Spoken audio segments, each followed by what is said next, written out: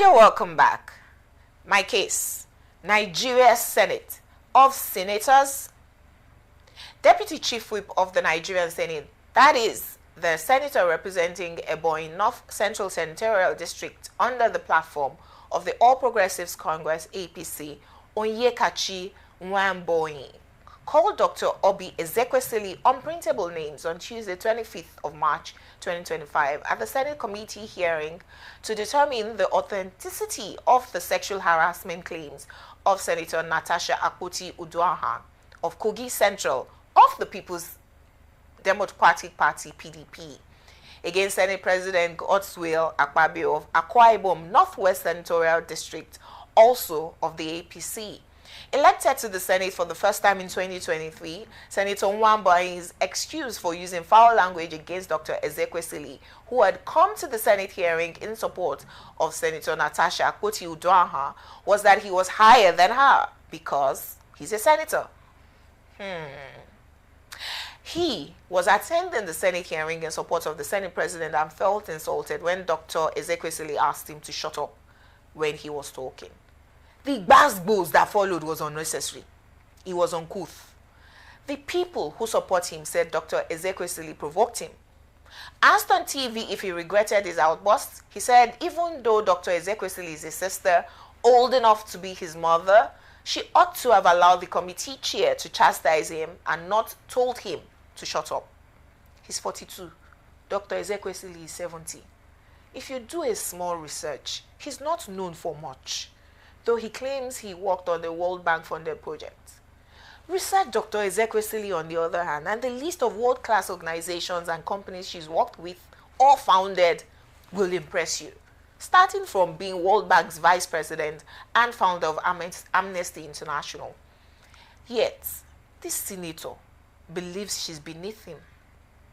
The sexual harassment petition by Senator Natasha Akpoti-Uduaghan is really exposing our senators. First, there are now more people asking for the Senate President to step aside and not be a judge in his own case, as Senator Natasha has now submitted evidence to back her claims to the Senate Committee on Ethics, Privileges and Public Petitions. Next is an ongoing recall process of Senator Natasha in the Kogi Central Senatorial District.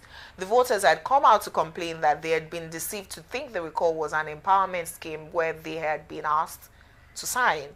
Then videos surfaced of signatures being forged. Then the main petitioner is a woman close to former Kogi State Governor Yaya Bello. We don't need you to guess much to know what's happening. The Independent National Electoral Commission, INEC, had on Tuesday, 25th of March 2025, thrown out the petition because the collated signatures lacked addresses of voters and did not meet INEC's requirement.